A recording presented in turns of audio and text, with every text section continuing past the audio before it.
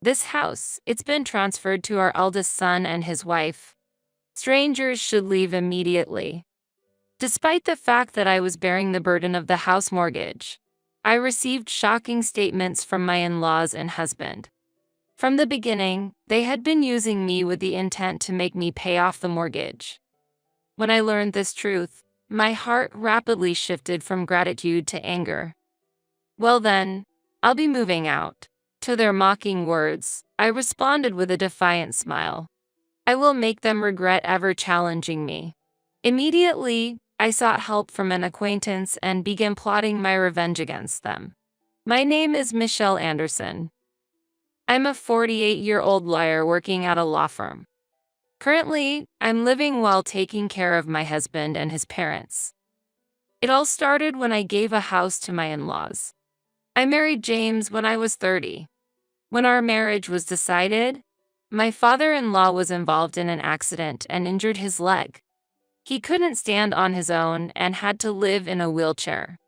My mother-in-law was also elderly and needed care, so I gave them a barrier-free house. Initially, we considered living in public housing, but then we decided to move them to a location midway between my husband's workplace and mine. This was my suggestion so we could reach them quickly in case of any emergency. I received a lot of help from the Anderson family regarding my father.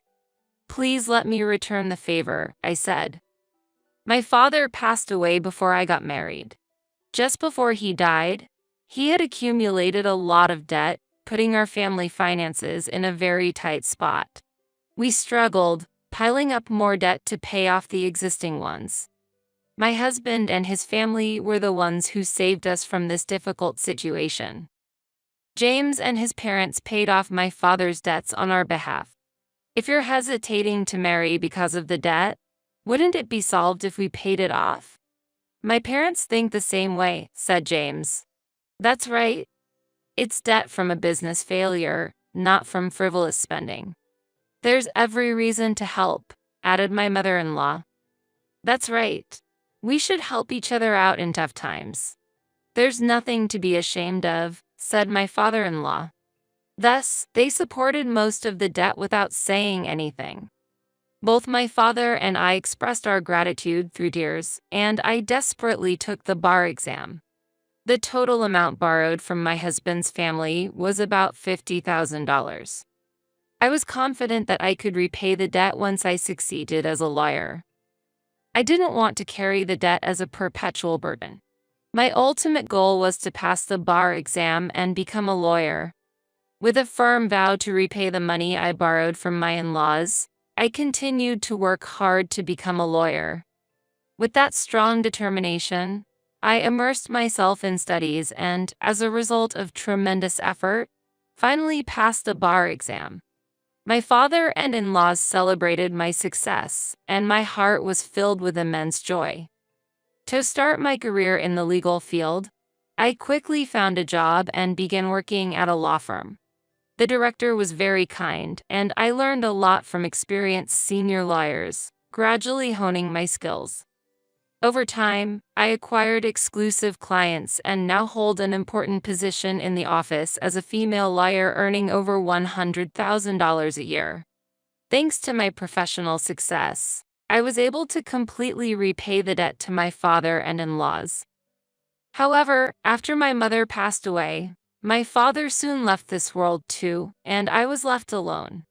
That's when James proposed to me. "You're a strong woman who can stand on your own. But I want to be the man who supports you. I will always cherish you, so please consider marrying me." Convinced by his words, we decided to marry, expecting a happy life to begin. At that time, my father-in-law was unfortunately involved in an accident.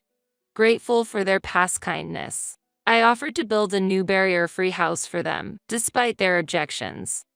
The gratitude I feel is more than words can express. Please, do not hesitate. I want you all to live comfortably. It was a sincere wish. I conveyed my earnest feelings, not just flattery. My enthusiasm reached them, and with a wry smile, my in-laws accepted my offer. However, right after agreeing, they added a condition.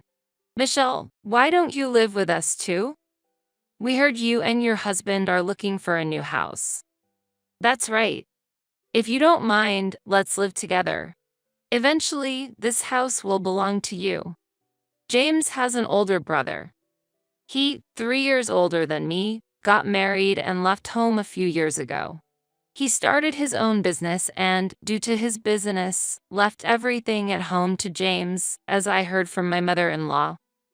My brother-in-law had an oral agreement that in exchange for taking care of the aging parents, James could freely use the parents' assets. Before leaving home, my brother-in-law had communicated this to James. Moving to the new house would shorten my commute, and we would start living together with James and his parents. Since we could support each other in times of need, there was no reason to refuse living together. However, I was worried that I might trouble my in-laws. Having occasionally caused them trouble even before marriage, I was anxious about whether living together was appropriate. Sensing my concerns, James gently placed his hand on my shoulder and reassured me. Don't worry, Michelle. I'm here to support you. Let's live together with confidence. Encouraged by James' words, I agreed to live with my in-laws. I was expecting to start a new life with the four of us and have enjoyable days. However, the peaceful life I had hoped for was not the reality. Michelle, where did you put my morning clothes? Michelle, the TV remote isn't responding. Can you do something about it? Michelle, can you help me? I want to sit on the sofa. It has already been 13 years since we started living in this house. In this house, every family member always comes to me for favors. They have no intention of managing things on their own. The family is completely dependent on me for everything, especially my father-in-law, who is disabled. He doesn't hesitate to touch me freely. I told you I had prepared and hung up the morning clothes. Mother, that's the air conditioner remote, not the TV remote. It's on the desk. Father, please ask James for physical support when he's around. Please don't rely on me. I can't support you properly. I found myself replying to them daily. Initially, I suppressed my dissatisfaction and did my best to meet the family's demands. It was unthinkable that while shouldering the mortgage, all household responsibilities were also left to me. I had thought about divorce several times. However, James always skillfully managed the situation, and my in-laws would apologize. I wasn't feeling tortured or harassed, so every time they apologized, my heart wavered and I ended up choosing not to divorce. Day-to-day life was filled with the in-laws' dependence and minor frustrations. But somewhere, I felt a bond as a family, which might have made me tolerate the situation. Still, the option of divorce always flickered in my mind. My mother-in-law finally started showing signs of mild dementia, or perhaps she was just becoming forgetful. It's not clear, but such questions from her increased. James, who had promised to help before marriage, proved to be utterly unreliable in this situation. Continuing my life with these uncertainties, I gradually adapted to the environment through experience. I began to handle everything before being told and started to express my opinions clearly to James and others. However, my father-in-law's excessive behavior was something I could not overlook. I expressed my dissatisfaction not only to James but also to my mother-in-law. I can't overlook father's behavior.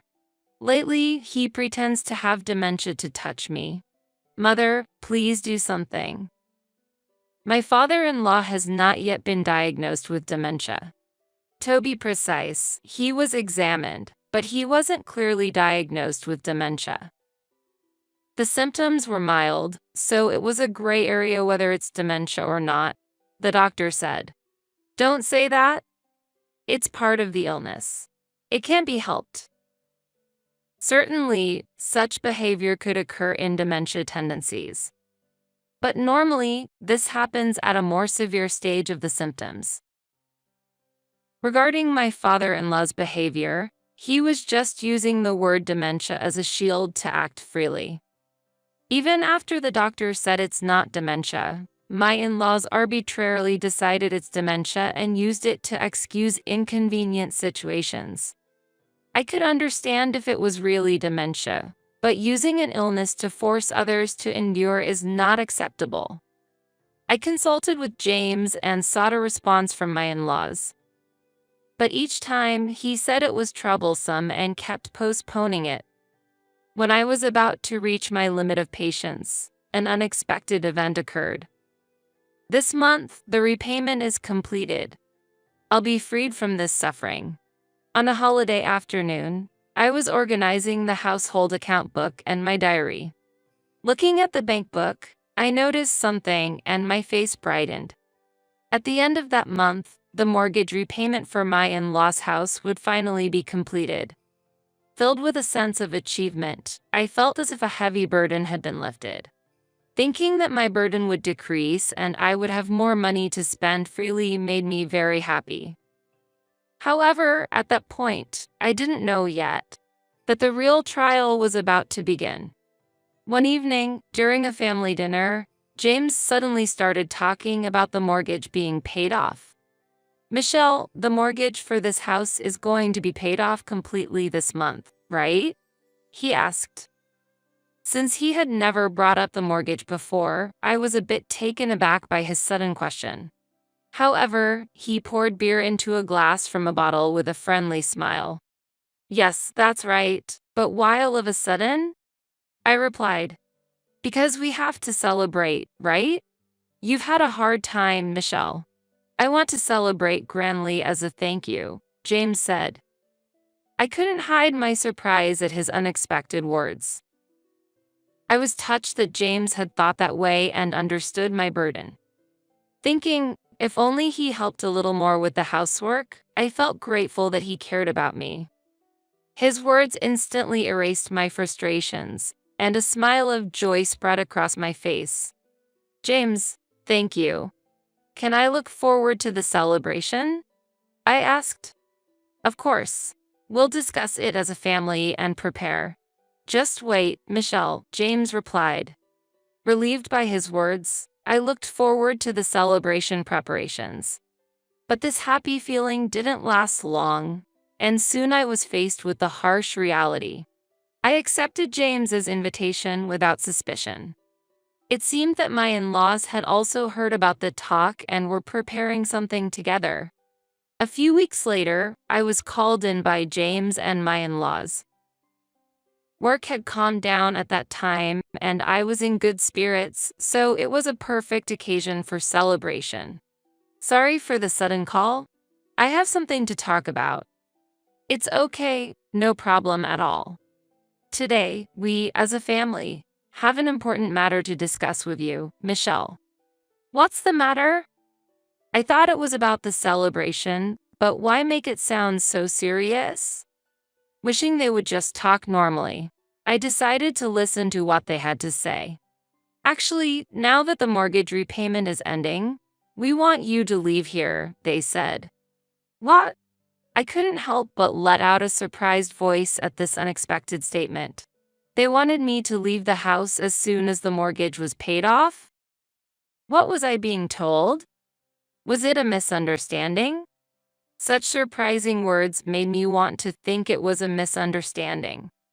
I couldn't fully comprehend what James was saying and lost my words, unable to respond to his query. At that moment, I couldn't catch up with my thoughts and was just confused. Seeing me like that, my in-laws couldn't wait for me to understand the situation and began to explain further.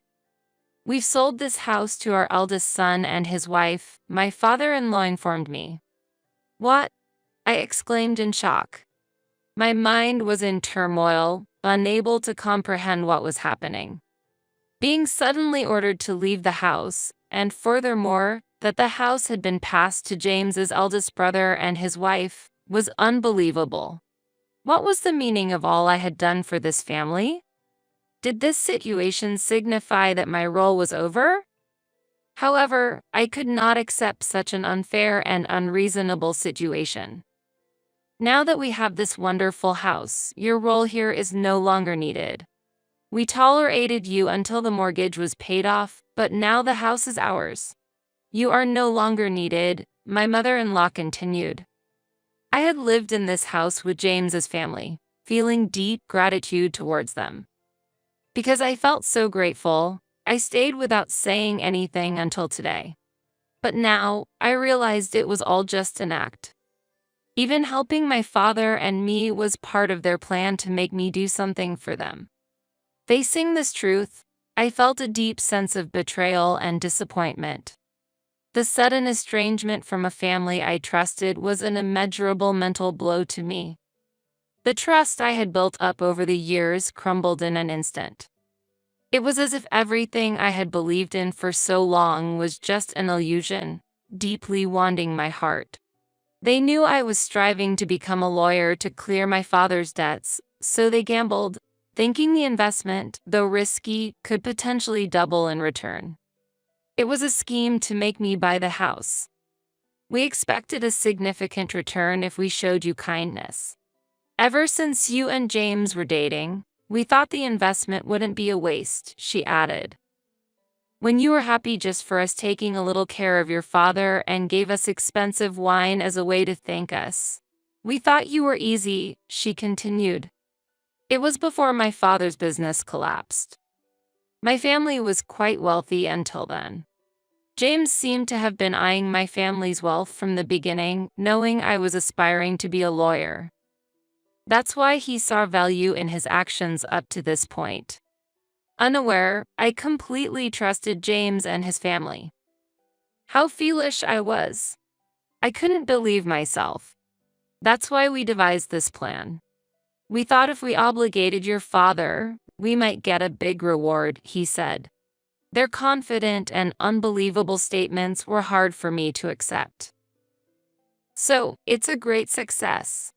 We've got a wonderful new house. It's in our name, and once the mortgage is paid off, everything is ours.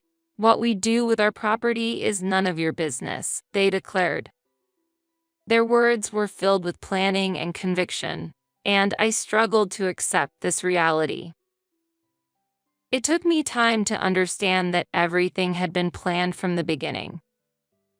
For these 13 years, they had just been quietly waiting for this moment. They never truly loved me or my father. We were just a means to their end. Their plan had been to approach our family from the start, and we fell into their trap without realizing it. Faced with this unbelievable situation, darkness spread in my heart. My emotions sank into deep darkness, as if I was standing on the edge of a cliff. The word despair suited my feelings at that moment. I couldn't understand everything they had done, thought, and executed. So, outsiders should leave this house immediately. You have no place here anymore. Their words inflicted a deeper wound in my heart. Confronted with the fact that I was no longer needed in this house, I was just dumbfounded. This house was once a place of peace, love, and warmth for me, but now all that had crumbled away. A chapter of my life had ended, and a new, lonely journey was about to begin. There's your stuff to pack, so it can't be immediate, James. If you do that, you'll really be in trouble. Let's do it tomorrow. I'll give you until tomorrow to pack your things properly and leave, my mother-in-law declared. This house now belongs to the Anderson family, my father-in-law added. Also, I'll get the divorce settled. There's no point in us being a couple anymore, and I'm tired of your nagging. Make sure you've signed the papers by the time you leave this house tomorrow, James said. The words Anderson family weighed heavily on my heart. It was now clear that I had never been accepted by the Anderson family from the beginning. Was I treated unjustly and made to work like a slave, struggling to balance housework and my job because I wasn't considered family? All my questions merged into one, and I could only muster a bitter smile.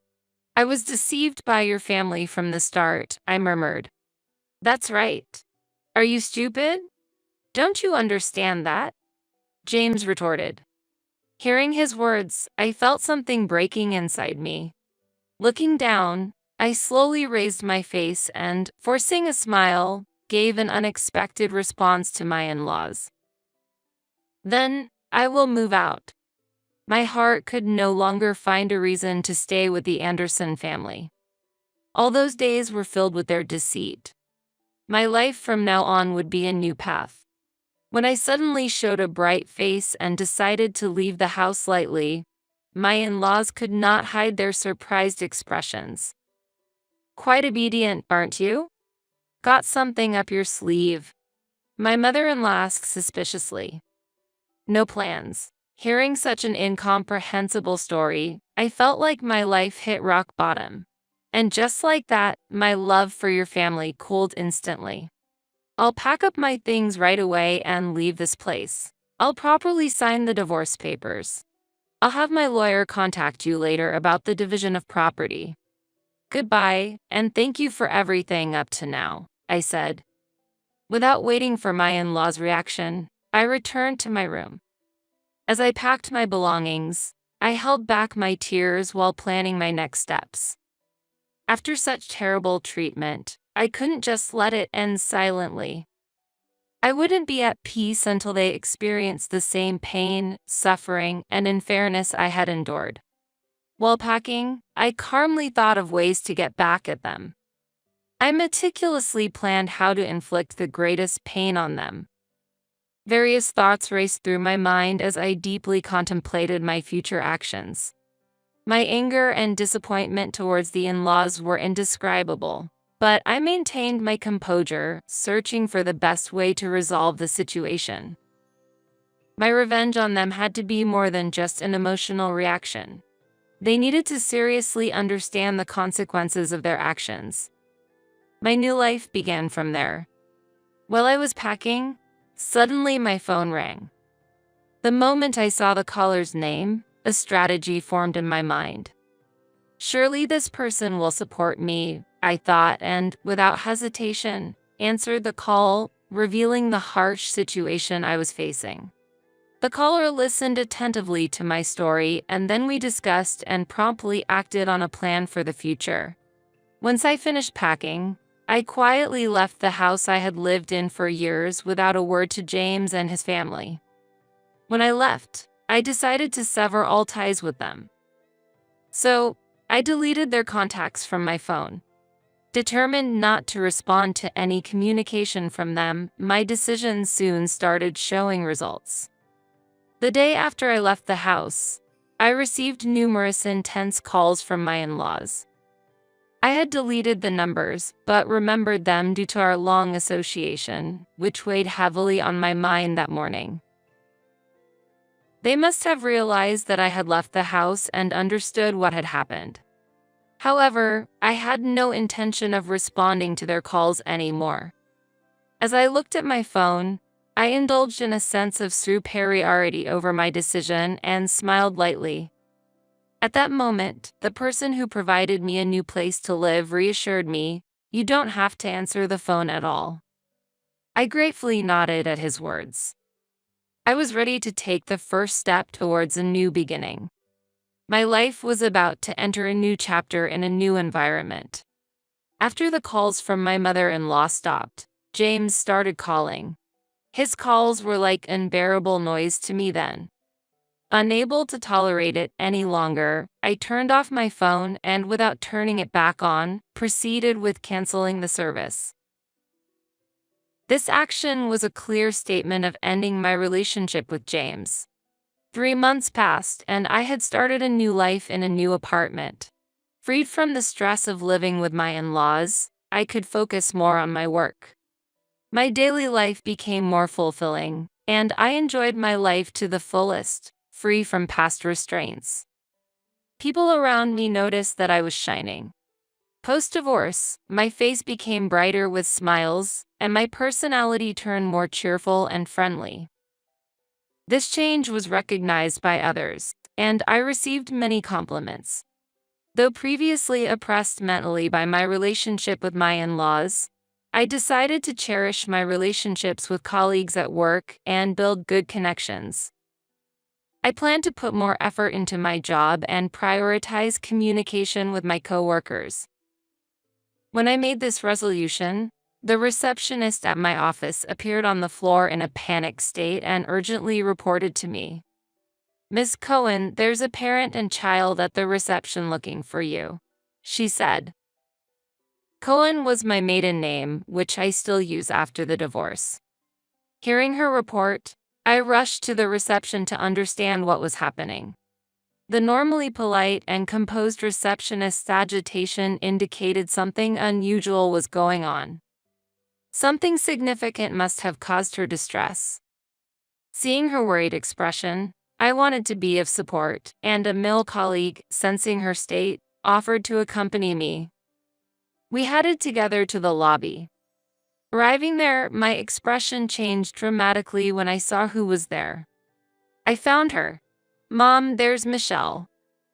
When I heard that voice, I saw my mother-in-law and James. They were raising their voices inside the office, saying, "Michelle, how could you do this? Cutting off contact is terrible. Do you understand the trouble we're in?" I was stunned by their irrational behavior and couldn't help but question it. Others present couldn't hide their dismay at their actions. Their appearances, worn and filled with anger, were stark after not seeing them for months.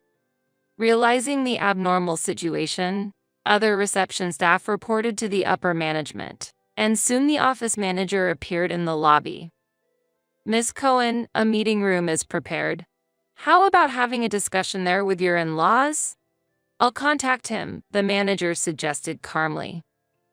Having already confided everything to the manager, I accepted the suggestion. Feeling uneasy about going alone, I took my colleague with me. He was the lawyer I had hired for the matter with James, so they accepted his presence. I headed to the meeting room, suppressing my confusion and agitation. Despite my turmoil and anxiety about the unknown situation ahead, I was somewhat relieved by the manager's calm handling and resolved to move forward step by step. As I walked to the meeting room, my mother-in-law and James glared at me with anger. Despite their dire situation, they seemed displeased to see me enjoying my work. Their gaze and attitude made their feelings clear. Sitting in front of my in-laws, we exchanged glares, and then the manager entered the meeting room with someone else. "Sorry I'm late." "What? Why are you here?" The person the manager brought was James' brother, my brother-in-law. He stood there, glaring at the two with an angry expression. "There's nothing to say. You guys have really done something ridiculous." My brother-in-law was a former gang leader who used to rule this area in his youth. He now runs his own company, working in construction. His employees affectionately call him boss, and he detests dishonest behavior.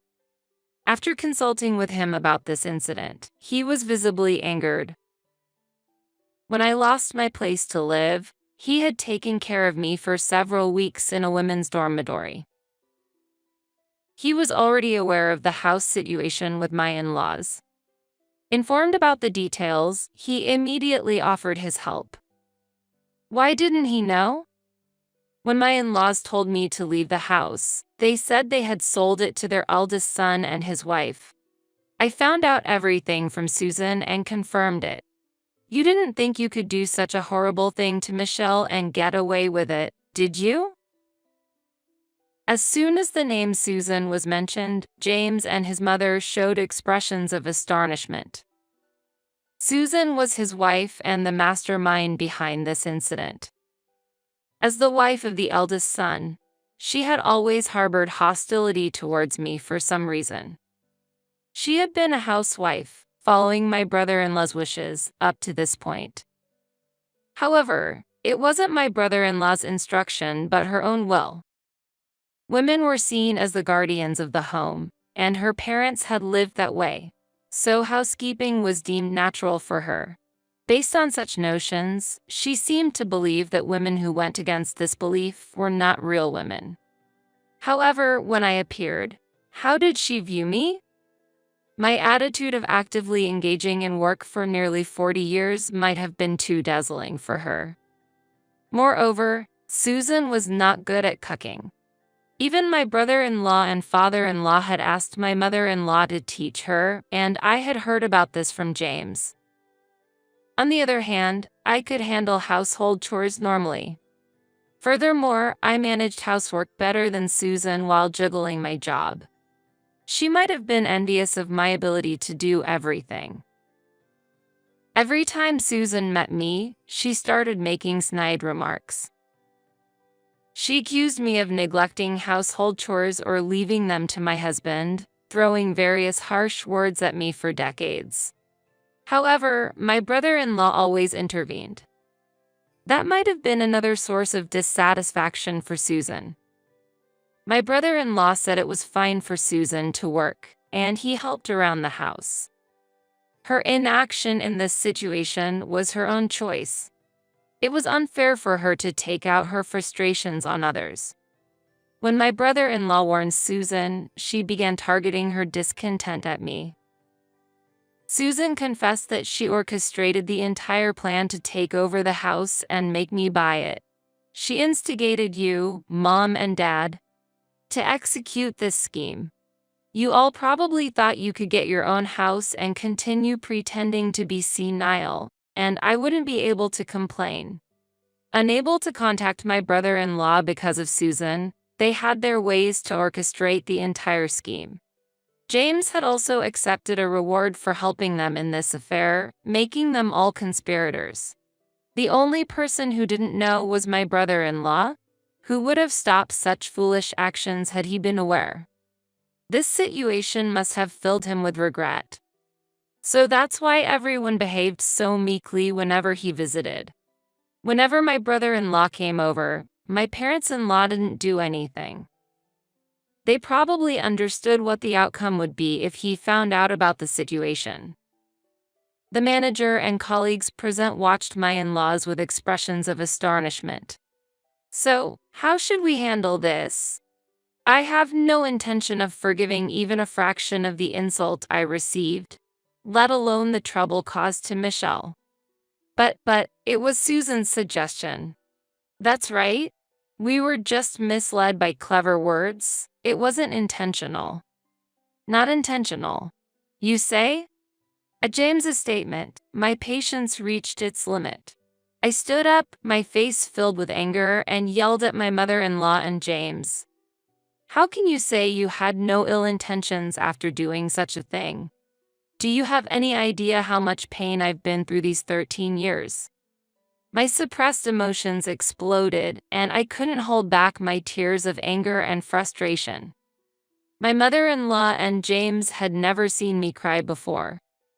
No matter the hardship, I had endured and persevered. Even when my father-in-law was falsely considered senile and acted freely, I never showed any tears and endured everything. In their eyes, I was always a strong woman who never cried. Seeing me raise my voice and cry then must have been shocking for them. Do you realize how grateful I was to you? How much I wanted to repay you? To think that the care for my father was motivated by such ulterior motives. I can't forgive you. I will never forgive you. With those words as a signal, my brother-in-law brought someone into the meeting room, and a man in a black suit entered. He sat opposite us and looked intently at my in-laws. You will have to take responsibility for this. What?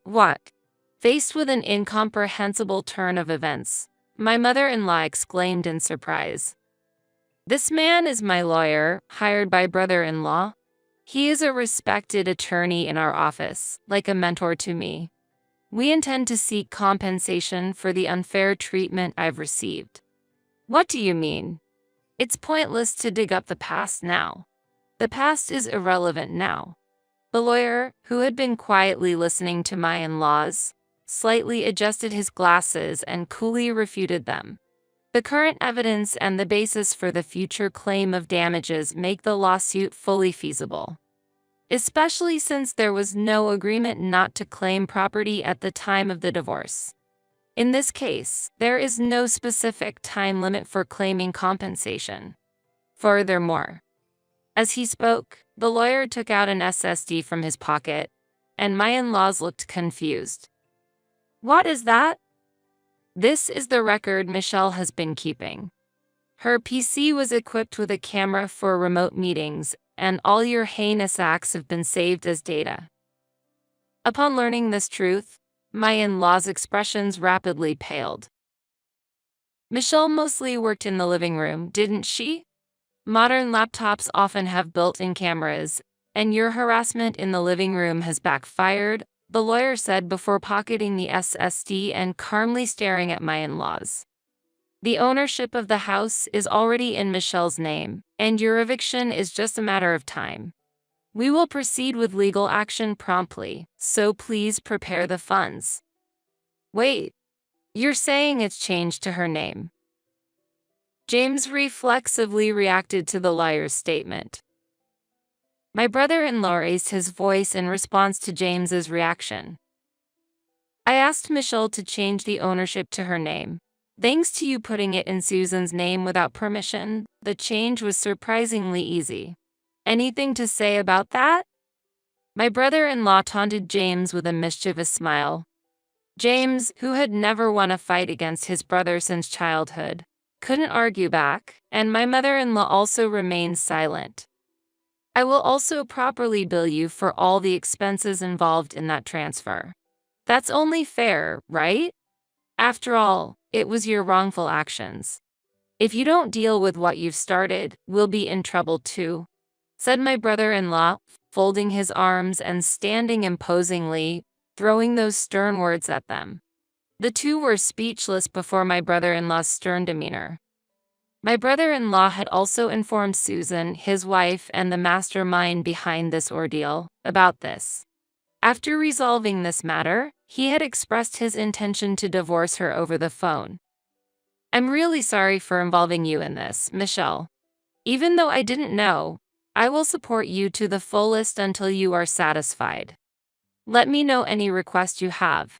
It's my family who did this, so I have a responsibility too." If it hadn't been for my brother-in-law's call that day, I might still be suffering. If my brother-in-law hadn't been part of the family and there for me, maybe I wouldn't have been able to recover. I never realized how important it is to have support. Grateful for my brother-in-law's kindness and warmth, I glared at the two and threw decisive words at them. "I will never forgive you for using my and my father's feelings and exploiting them for your own benefit. No matter how much you try to compensate, I will not forgive you. If you ever step foot in my office again, I will call the police. From now on, I will leave all responses to my representative. Never appear in front of me again." The manager and my colleagues listened as witnesses until the end, so my in-laws couldn't escape the truth and left the office dejectedly. Soon after, James and his family left the house. The negotiation for compensation was settled by my brother-in-law for $70,000, considering the purchase of the house, the motive behind the marriage, and the mental and physical pain I endured. I really wanted to get more, but after consulting with the lawyer, we concluded that this amount was fair, my brother-in-law said apologetically, and I nodded in gratitude. Considering that the maximum amount for moral harassment is usually around $30,000, this was a significant achievement. For me, it was nothing but gratitude. Fortunately, the house was returned to my possession within a few days. The furniture and appliances were also moved under my brother-in-law's supervision, and everything was successfully recovered. Currently, the house is being used as a rental property. It's too big for me, and since it has good location and barrier-free features, it seemed a waste not to use it. Following my brother-in-law's advice, I started renting it out. Susan is busy with her days working to pay off the debt, following my brother-in-law's decision. She works from morning till night, and my mother-in-law and James are in a similar situation. My father-in-law, unable to work due to his disability, contributes from his pension towards the debt repayment, and they seem to be leading a difficult life. I felt relieved that my brother-in-law is a trustworthy person. Years have passed since then, and I continue my work as a lawyer. Thanks to my brother-in-law, the monthly payments are going smoothly, and it's expected to be paid off by next year. Despite often contemplating ending my life amidst the hardships, I held on to the belief that my efforts would be rewarded someday. That belief has become reality, and I live each day with gratitude.